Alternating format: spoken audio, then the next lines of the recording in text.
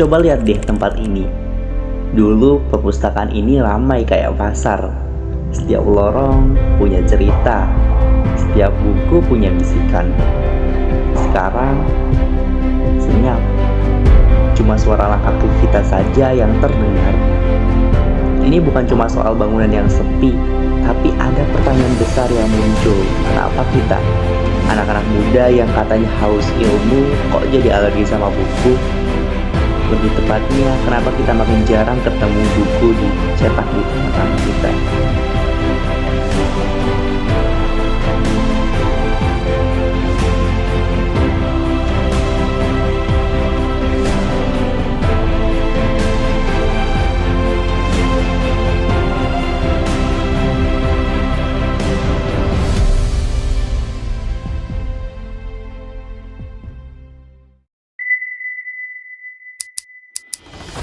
Sebagai mahasiswa antropologi hukum, kita belajar tentang aturan. Bukan cuma yang tertulis di undang-undang, tapi juga yang gak tertulis, yang jadi kebiasaan atau norma di masyarakat.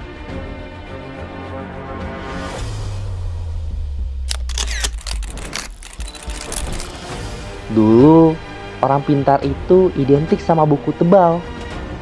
Sekarang, definisi pintar atau keren kayaknya udah geser jauh.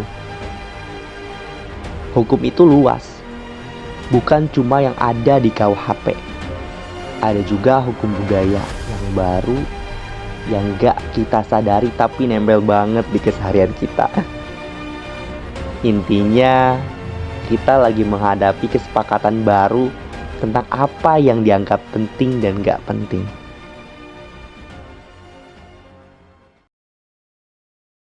Ini bukan cuma soal menyelamatkan buku, tapi juga bagaimana kita ngertiin hukum adaptasi masyarakat. Bagaimana sebuah kebiasaan itu bisa berubah dan bagaimana kita sebagai bagian dari masyarakat itu bisa ikut membentuknya lagi. Biar nilai-nilai lama gak hilang gitu aja.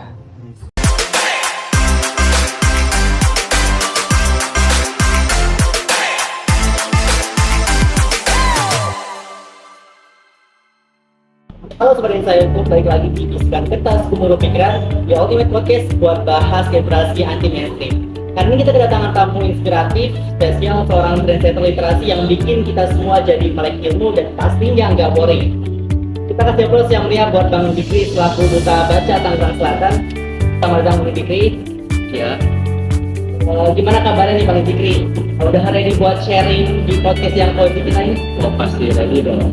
Ya, langsung kita lihat ke pembahasan utama kita ngobrol soal budaya baca di era kali ini.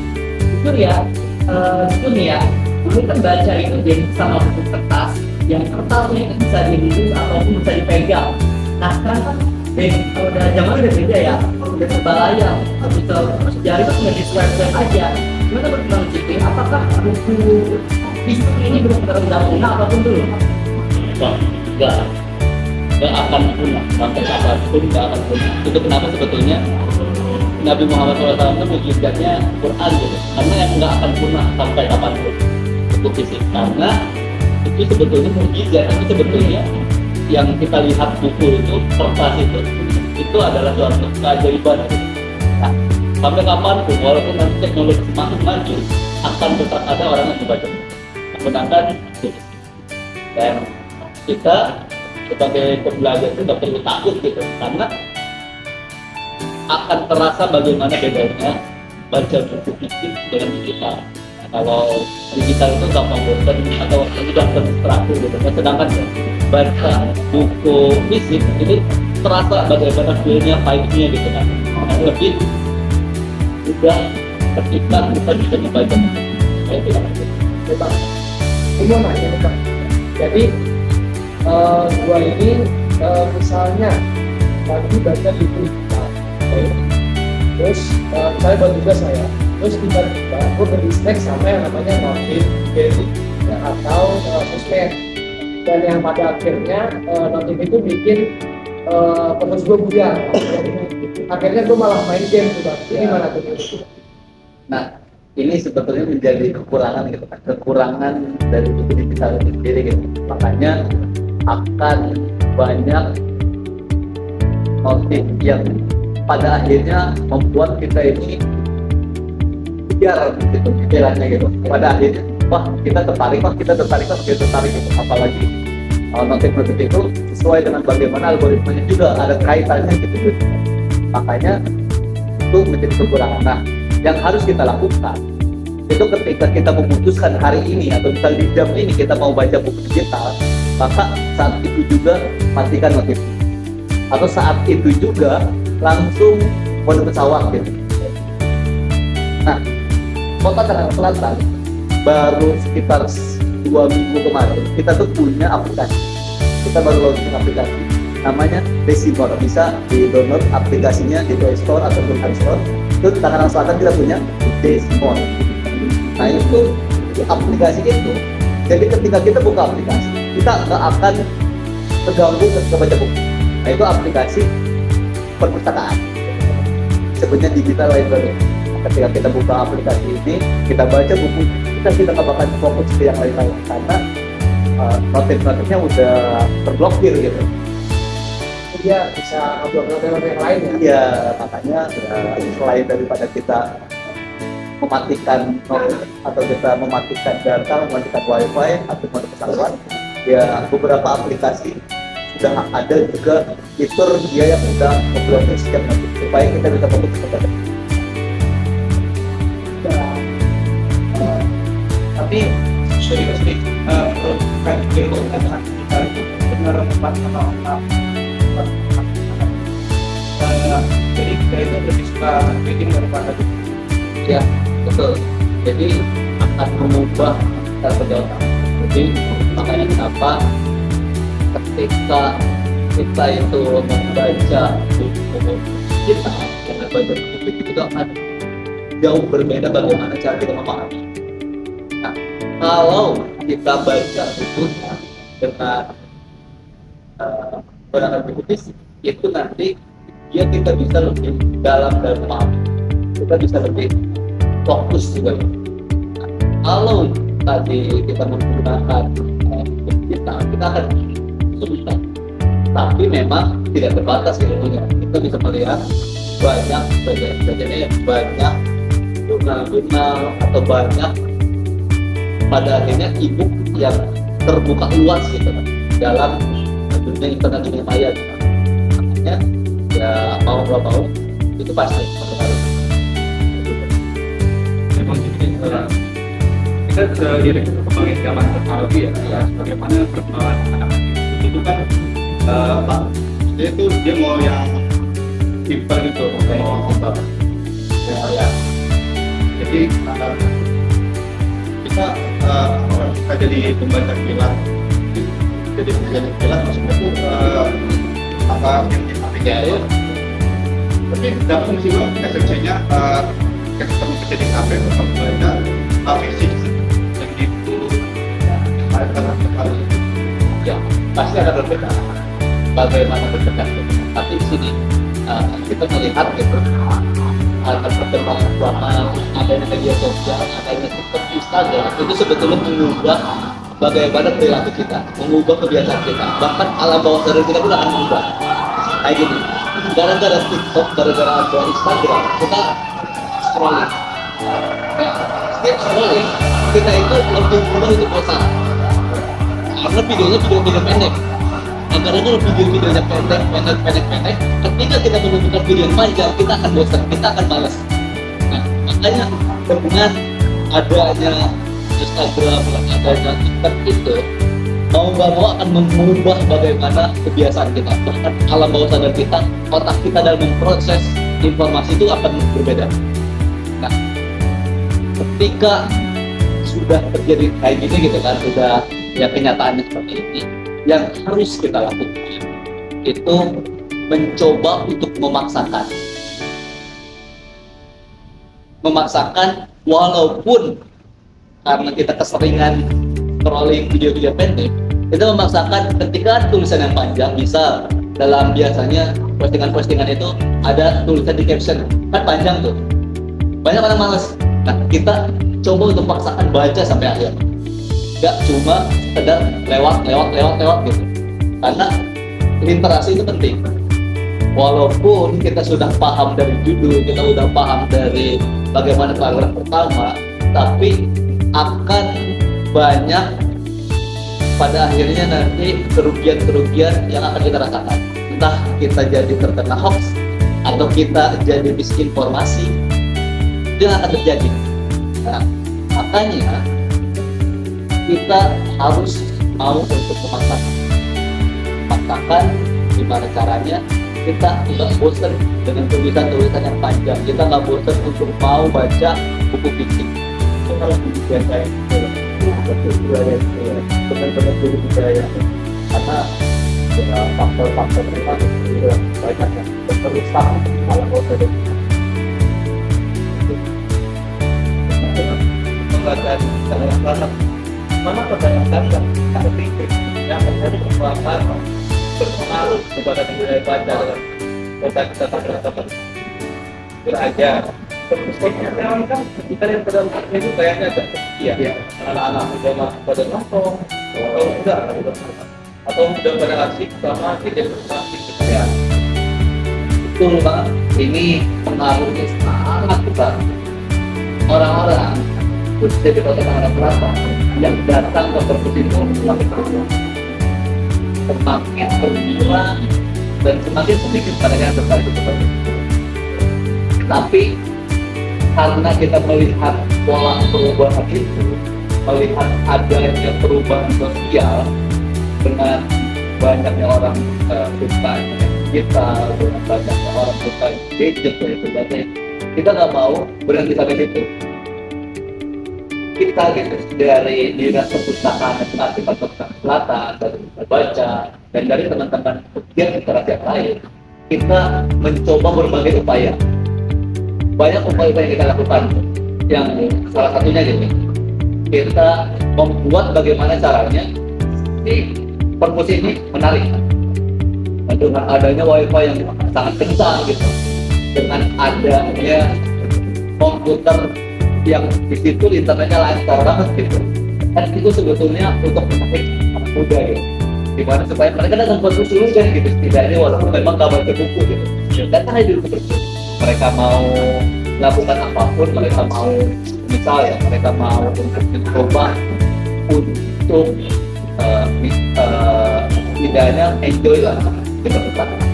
Terus yang jadi inovasi juga di Kota Tangerang Selatan ini aplikasi D-Imor sesuai dengan foto Kota Tangerang Selatan itu cerdas, modern, religius, itu D-Imor. Nah, dari situ buatlah aplikasi. Kalau kita buat aplikasinya, itu disiapkan ribuan buku yang bisa dibaca oleh semua orang. Nggak hanya di Kota Tangerang Selatan, tetapi di seluruh dunia kita baca, dan itu bisa digunakan oleh siapapun dan free, gratis, nggak berbayar, nggak usah beli. Itu disiapkan dari kita, dari Tangerang Selatan, dari pemerintah. Kita bisa baca buku dimanapun, kapanpun, bahkan kita bisa berlomba-lomba juga di situ, kayak ada pemerintah.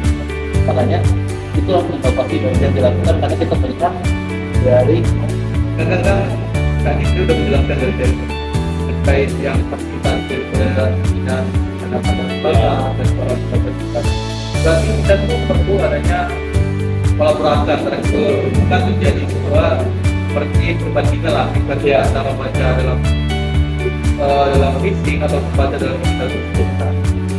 Kayaknya coba koleksi literasi tersebut bisa nggak secara relevan dilakukan pada tempat ini, kolaborasi antara baca digital membaca dalam fisik tadi.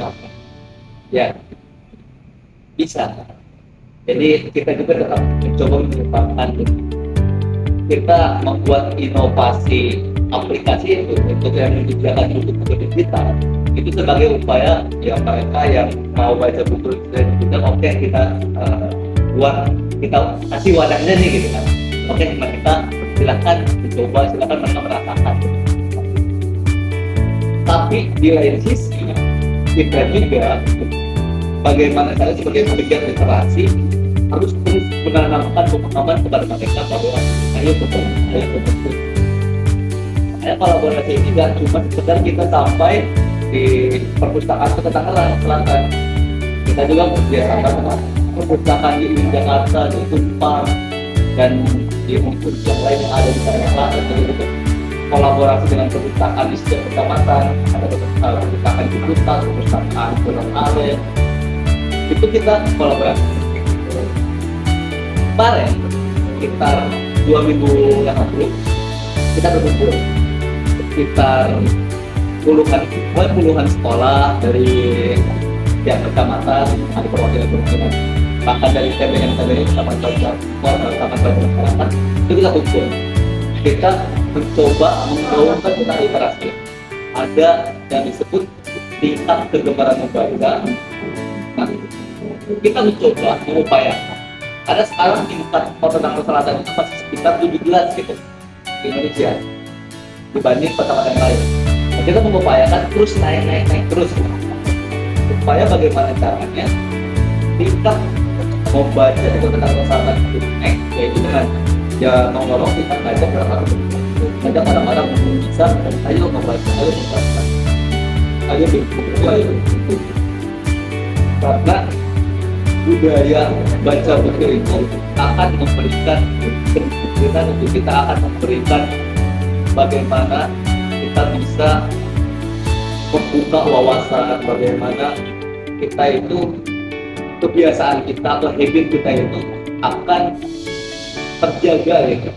Jadi akan terus produktif dibanding kita membiasakan baca buku kita. Oke Bang, seperti itu setelah kita tadi tidak masalah untuk digital atau untuk fisik, menurut Bang Suri atau orang Tangerang Selatan itu yang wajib dibaca bagaimana?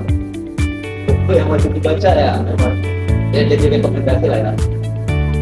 Kalau gua selalu terkesan dan punya impression yang kuat gitu ketika baca buku atau buku itu, kita lihat buku atau buku itu biasanya warna putih kan. Nah, di buku atau buku itu kenapa saya rekomendasikan untuk dibaca, karena di situ membahas tentang bagaimana tindakan kecil itu akan mengubah bagaimana kebiasaan orang lain, kebiasaan setiap orang.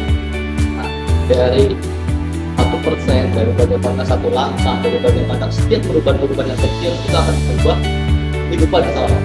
Walaupun itu diawali dari yang kecil dulu. Itu kebiasaan-kebiasaan kita dalam banyak hal-hal yang sia-sia, misalnya kayak scrolling nggak jelas gitu kan, atau mungkin kita main game, itu bisa diubah dengan strategi, yaitu jelaskan itu benar-benar penting banget.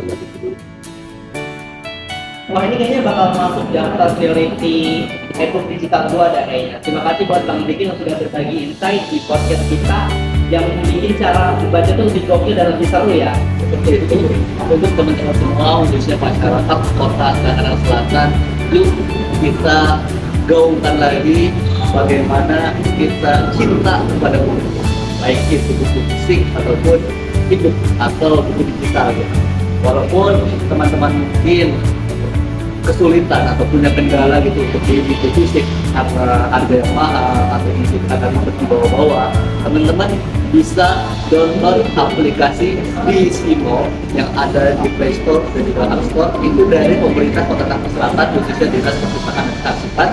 Silahkan download aplikasi itu dan silahkan bebas untuk baca buku dimanapun dan kapanpun berada yang disediakan oleh pemerintah. Ya, dari saya terima kasih. Assalamualaikum warahmatullahi wabarakatuh. Dan itu dia guys episode Bisikan Kertas Timur Pikiran kita kali ini. Big thanks lagi buat Bang Tikus selaku duta baca Tangerang Selatan yang top ingat, mau itu lembaran kertas ataupun layar gadget yang bercahaya, perjalanan ilmu itu sangat worth it banget. Tetap semangat, tetap gokil, tetap keren, dan kita ketemu lagi di episode selanjutnya. Assalamualaikum warahmatullahi wabarakatuh.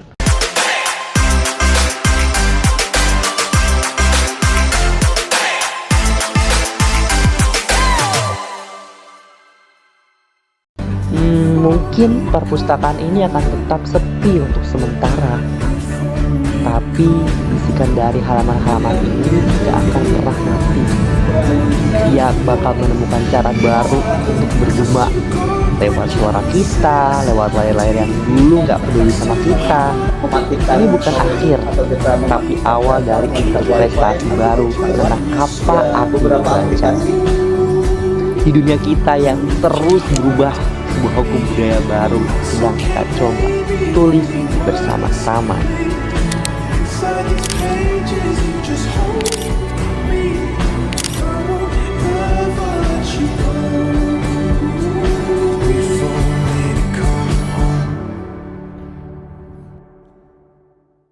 Même dans un sommeil éternel.